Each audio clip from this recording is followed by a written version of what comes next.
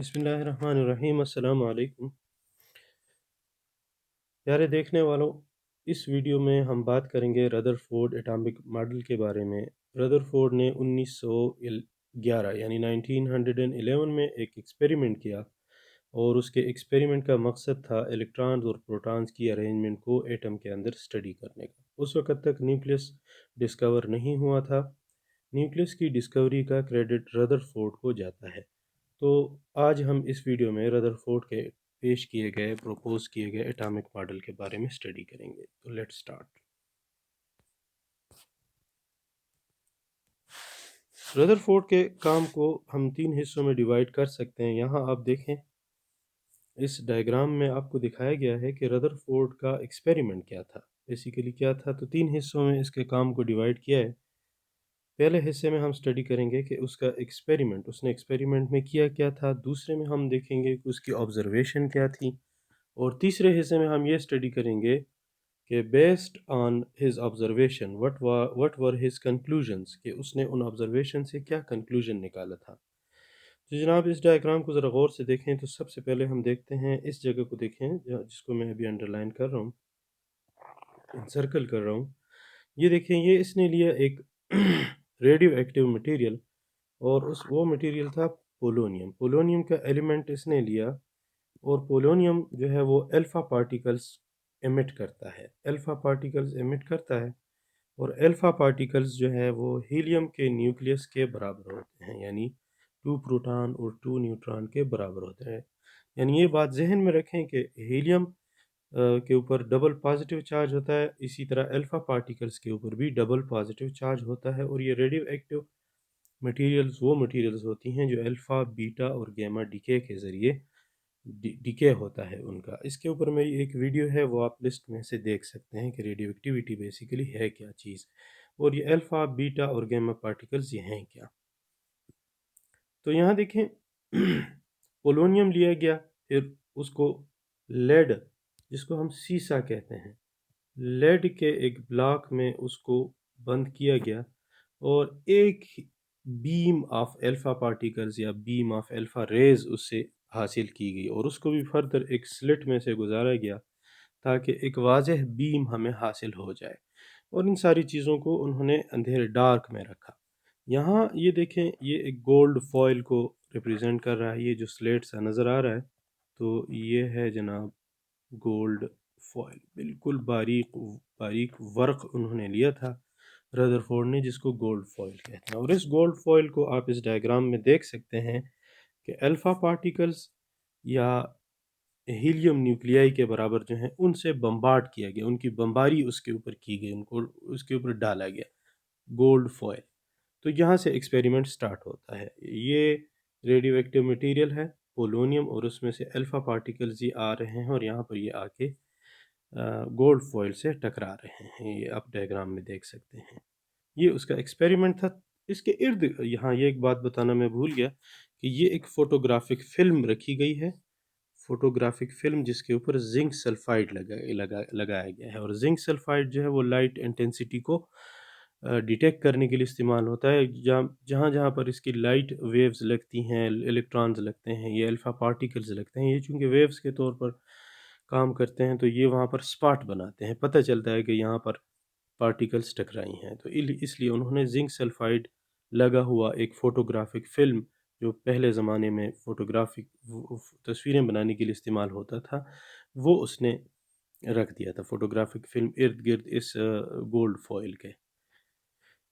अच्छा जी, फिर उसकी ऑब्जर्वेशन क्या थी, थोड़ा सा उसके ऊपर डिस्कस करते हैं। गौर से देखें तो ये चीज़ें जो लिखी हैं ये मैं मिटा रहा हूँ।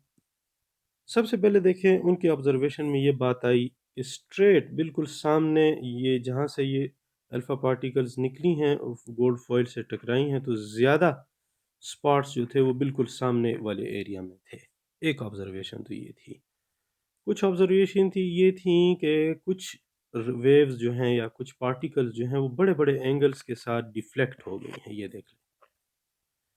और उससे भी कम पार्टिकल ऐसी थीं जो जिस राह से गई हैं उसी से वापस डिफ्लेक्ट हुई हैं, वापस अपने वे वे पर डिफ्लेक्ट हुई हैं। तो ये तीन उसकी मेन ऑब्जर्वेशन थी। اور انہوں نے ان سے کنکلوژن کیا نکالا تھا یہ ہم آگے جا کے ڈسکس کرتے ہیں.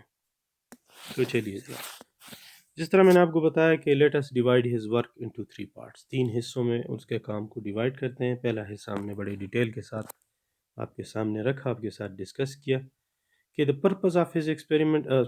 پہلا حصہ کیا ہے، رदरफोर्ड کا ایکسپیریمنٹ بیسیکلی ہے کیا. دا purpose of his experiment was to know the internal structure of atom. اس کے ایکسپیریمنٹ نے he bombarded a thin gold foil with alpha particles, کہ ایک باریک سا گولڈ فوائل اس نے لیا اور اس کو الفا پارٹیکل سے کیا کیا، بمبارڈ کیا. تو جس طرح آپ کو میں نے اوپر ویڈیو میں بتا دیا کہ اس نے ایک ریڈیو ایکٹیو سورس لیا الفا پارٹیکلز کا، اور اس کے ذریعے سے ایک تھن گولڈ فوائل کو اس نے اس کے اوپر بمبارڈمنٹ کی، جس طرح اوپر ڈائیگرام میں آپ کو بتا دیا میں نے. Polonium as a radioactive source اس نے لیا تھا، bombarded the gold foil with alpha particle that were emitted by the polonium. He surrounded a thin gold foil, اس کو سراؤنڈ کیا فوٹوگرافک فلم کے ذریعے سے اور زنک سلفائڈ اسکرین کے ذریعے سے.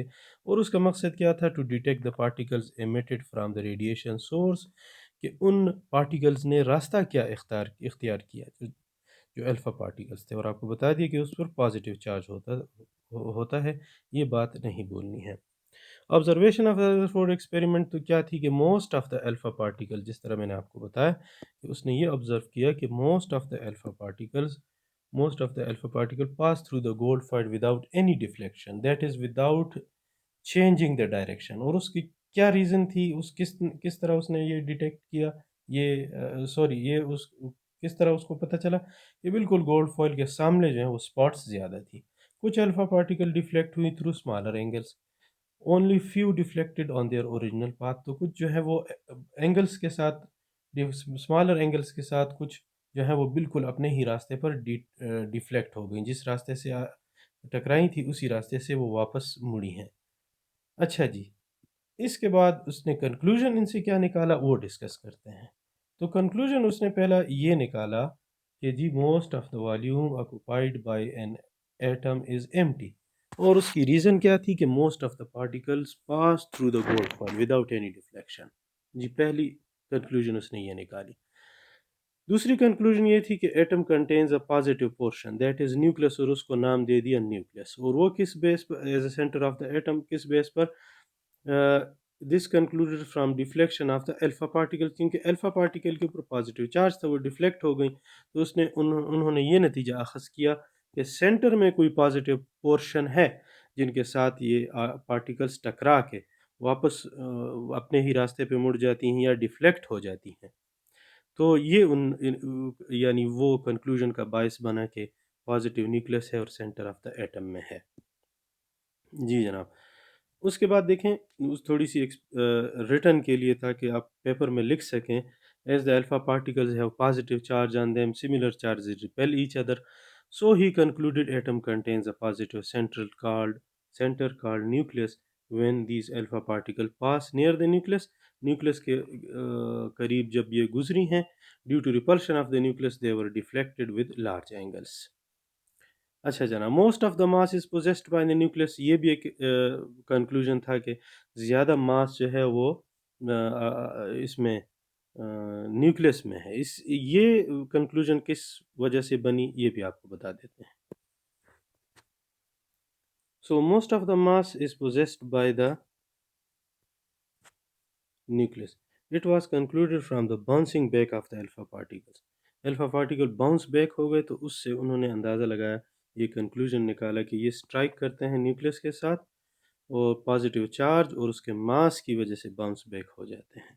اب آتے ہیں جناب مین پاسچولیٹس. ان سب چیزوں کو مد نظر رکھتے ہوئے رदरफोर्ड نے ایک ایٹامک ماڈل پیش کیا، اور اس کے مین پاسچولیٹس کیا ہیں وہ آپ کے ساتھ ڈسکس کرتے ہیں. سب سے پہلا پاسچولیٹ یہ تھا کہ an atom consist of positively charge central portion called nucleus. It contains protons and neutrons. آج ہمیں پتہ ہے کہ اس میں پروٹانز اور نیوٹرانز ہوتے ہیں، اس وقت تک صرف پروٹانز دریافت ہوئے تھے. تاہم بہرحال یہ کنکلوژن اور یہ پروپوز انہوں نے کیا تھا کہ ہر ایک atom consist of positively charge central portion, کے اس کے سینٹر میں ایک پازیٹیولی چارج پورشن یعنی حصہ ہوتا ہے، اور وہی حصہ جو ہے اس کو نیوکلس کہتے ہیں. دوسرا پاسولیٹ یہ تھا کہ الیکٹران جن کے اوپر نیگیٹو چارج ہوتا ہے یہ ریوالو کرتے ہیں، گردش کرتے ہیں around the nucleus in the same way جس طرح پلانٹس جو ہیں، سیارے جو ہیں وہ ریوالو کرتے ہیں اراؤنڈ دا سن، سورج کے گرد سولر سسٹم کے اندر۔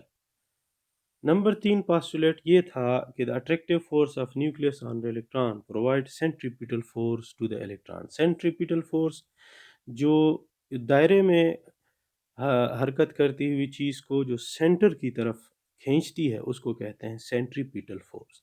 تو یہاں پر جو سینٹریپیٹل فورس تھا ردر فورڈ کے مطابق وہ اٹریکٹیو فورس، چونکہ الیکٹران کے اوپر نیگیٹو چارج تھا، نیوکلس کے اوپر پازیٹیو چارج تھا، اس کی وجہ سے سینٹریپیٹل فورس بنتا تھا جو الیکٹرانز کو اسی سرکل میں یا ہم کہیں مدار میں، آربٹ میں گردش کرنے پر، ریوالو کرنے پر مجبور کرتا تھا۔ سائز آف دا نیوکلس کے بارے میں انہوں نے کہا کہ یہ ویری اسمال، بہت چھوٹا ہے as compare to the size of the atom, atom کے سائز کے مقابلے میں، لہٰذا یہ پروپوز کیا گیا کہ most of volume occupied by the atom is empty. کتنی حیران کن بات ہے کہ most of the volume occupied by the mass itself is empty, کیونکہ ساری چیزیں ایٹم سے بنی ہوئی ہیں۔ تو یہ بتایا گیا کہ جو ہے نیوکلس جو ہے وہ بہت چھوٹا ہے، اور اس کی ریزن وہ کس بیس پہ انہوں نے پروپوز کیا تھا، اوپر جب ایکسپیریمنٹ میں ہم ڈسکس کیا کہ بہت کم پارٹیکلز جو تھے وہ باؤنس بیک ہوئے تھے۔ اگر نیوکلس کا سائز بڑا ہوتا تو زیادہ پارٹیکلز ڈیفلیکٹ ہوتے اور زیادہ پارٹیکل باؤنس بیک ہوتے، چونکہ زیادہ پارٹیکل باؤنس بیک نہیں ہوئے، اس سے انہوں نے یہ نتیجہ اخذ کیا، یہ کنکلوژن نکالا، کنکلوژن نتائج کو کہتے ہیں، نتیجے کو کہتے ہیں، کہ نیوکلس کے اوپر پازیٹیو چارج ہے، ماس بھی ہے، ماس وہاں پہ سینٹرڈ ہے، سینٹرلائز ہے، لیکن سائز اس کا بہت کم ہے۔ اور یہ آگے کلاسز میں جا کے ڈیٹیل میں اسٹڈی کریں گے کہ جب یہ positive particles, same charge particles بھی بہت زیادہ قریب آ جائیں تو ان میں اسٹرانگ اٹریکٹیو فورسز ڈیولپ ہوتی ہیں، جن کو اسٹرانگ اٹریکٹیو فورسز کہتے ہیں۔ تو اس میں پروٹان چونکہ جن کے اوپر پازیٹیو چارج ہے، نیوٹران جن کے اوپر کوئی چارج نہیں ہے، یہ انتہائی قریب آ جاتے ہیں اور ان میں strong forces of attraction develop ہو جاتی ہیں۔ ایٹم نیوٹرل ہے کیونکہ number of electron numerically equal ہوتے ہیں to the number of protons, تو ٹوٹل ایٹم کے اوپر ٹوٹل چارج نل ہوتا ہے کیونکہ دونوں کی تعداد برابر ہوتی ہے، نیگیٹو الیکٹرانز اور پازیٹیو پروٹانز کی تعداد آپس میں برابر ہوتی ہے۔ تو الیکٹران کا سائز، الیکٹران کا ماس پروٹان کے مقابلے میں بہت کم ہے، آگے جا کے ہم ڈسکس کریں گے۔ بہرحال چارج دونوں پہ نیومیریکلی یعنی عددی لحاظ سے ایک جیسا ہوتا ہے۔ Nucleus is responsible for mass and energy of the atom, کہ اس کی energy, kinetic energy, potential energy ساری نیوکلس کی وجہ سے میکسیمم ہوتی ہے، اور ماس بھی نیوکلس کی وجہ سے ہوتا ہے۔ ڈیفیکٹس اس کے اوپر اعتراضات کیا تھے؟ تو جناب سب سے پہلے اس ڈائیگرام کو ذرا غور سے دیکھیں۔ اس وقت کی جو تھیوری تھی، میکسویل تھیوری، ایک تھیوری تھی میکسویل تھیوری، اس کے مطابق ان کے اوپر اعتراضات کیے گئے تھے، اور وہ کیا تھے وہ ہم ڈسکس کرتے ہیں۔ So according to Rutherford, یہ جو الیکٹران، یہ دیکھیں، یہ نیوکلس کو ریپریزنٹ کر رہا ہے،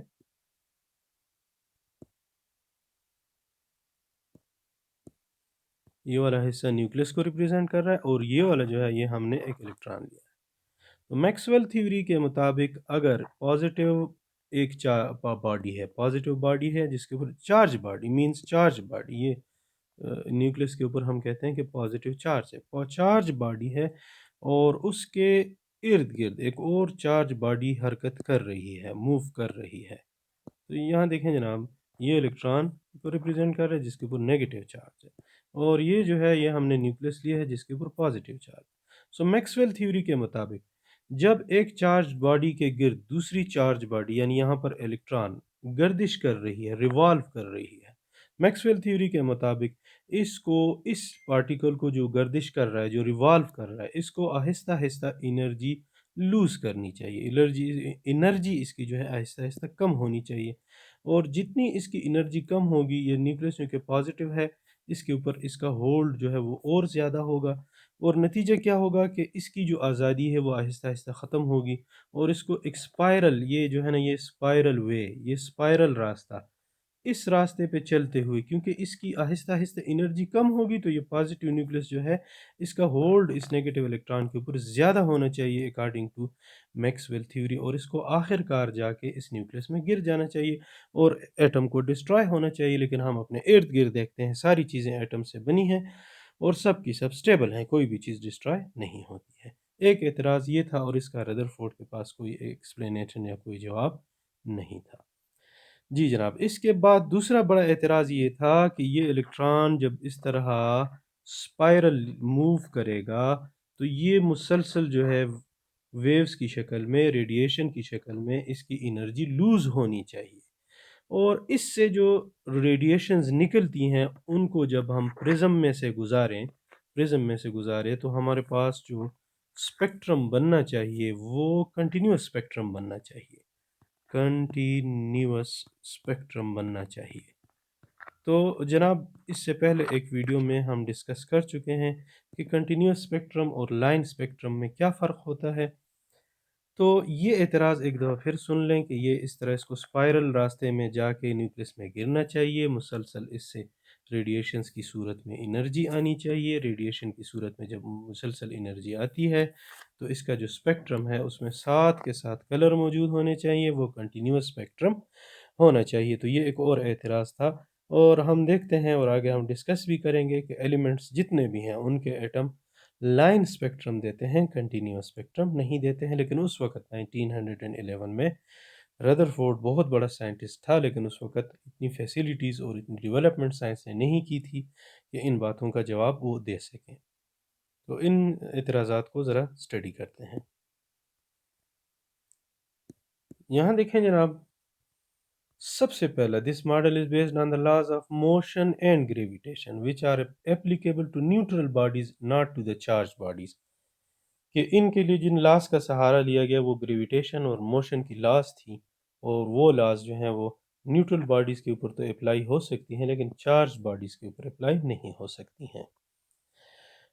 اچھا جناب، الیکٹران بینگ چارج باڈیز کیونکہ ان کے اوپر چارج ہوتا ہے، نیگیٹو چارج ہوتا ہے اور ریوالو کر رہے ہیں اراؤنڈ دا نیوکلس جس کے اوپر پازیٹیو چارج ہوتا ہے، so according to Maxwell theory وہ ان کو ایمٹ کرنا چاہیے، they should emit energy continuously radiations کی صورت میں ان الیکٹرانز کو انرجی ایمٹ کرنی چاہیے، خارج کرنی چاہیے، and should move on the circular path یا اسپائرل پاتھ، اسپائرلی ان پہ موو کرنا چاہیے سرکولر پاتھ پہ اسپائرلی، اور آخر کار ultimately fall into the nucleus میں گر جانا چاہیے۔ However it does not happen, لیکن ہم اپنی کامن روزمرہ زندگی میں بھی دیکھتے ہیں کہ ایسا نہیں ہو سکتا۔ اگر ایسا ہو تو سارا کا سارا مادہ جتنا کائنات میں موجود ہے سب کا سب ڈسٹرائے ہو جائے گا۔ Number third, electrons should radiate energy continuously ان کی انرجی کم کس طرح ہوگی کہ وہ کنٹینیوسلی ریڈیشنز کی صورت میں انرجی، شعاؤں کی صورت میں انرجی خارج کریں گے، اور ان کا جو اسپیکٹرم بنے گا، spectrum obtained from element should be a continuous one, but actually line spectrum ہم دیکھتے ہیں، کنٹینیوس اسپیکٹرم، لائن اسپیکٹرم، یہ ایک اور ویڈیو میں ڈسکس کر چکا ہوں، آپ لسٹ سے جا کے وہ دیکھ سکتے ہیں کہ لائن اسپیکٹرم اور کنٹینیوس اسپیکٹرم میں کیا فرق ہوتا ہے۔ یہاں صرف آپ کو یہ بتا دوں، یہاں پہ یہ بتانے کی ان کا اعتراض یہ تھا کہ یہ مسلسل انرجی نکل رہی ہے، جب آپ اس کو پرزم کے سامنے رکھیں گے تو اس انرجی سے یہ جو روشنی ہے، یہ جو ریڈیشنز ہے، یہ سپلٹ ہو کر جو کلرز دیں گی، جو ڈفرنٹ ریڈیشنز میں وہ یہ ریڈیشن جو نکل رہی ہے یہاں سے وہ ڈفرنٹ ریڈیشن میں پرزم کی وجہ سے سپلٹ ہوں گی، تو ڈفرنٹ جو کلرز بنیں گے تو ان میں واضح باؤنڈری نہیں ہوگی اور سب کے سب کلر آپس میں کنٹینیوس لگے ہوں گے۔ تو یہ ایک اعتراض تھا کہ یہ جو ہے جو اسپیکٹرم اس کا کنٹینیوس ہونا چاہیے، لیکن کنٹینیوس اسپیکٹرم کیوں نہیں بنتا، تو اس کا جواب ردرفورڈ کے پاس نہیں تھا۔ اچھا جناب، Rutherford atomic model does not explain the chemical properties of the elements, یہ ایک اور اعتراض تھا کہ یہ جو پروپوز کیا گیا ہے ماڈل، یہ نہیں کرتا ہے کیمیکل پراپرٹیز کو ایکسپلین نہیں کرتا ہے۔ تو جناب یہ تھا ردرفورڈ اٹامک ماڈل، میں امید کرتا ہوں کہ آپ کو اچھی طرح سمجھ آئی ہوگی۔ اس ایکسپلینیشن کی کوئی کویسچن ہو تو آپ کمنٹ سیکشن میں ضرور پوچھیے گا، میں انشاءاللہ آپ کو ایکسپلین کر کے دوں گا۔ اللہ حافظ۔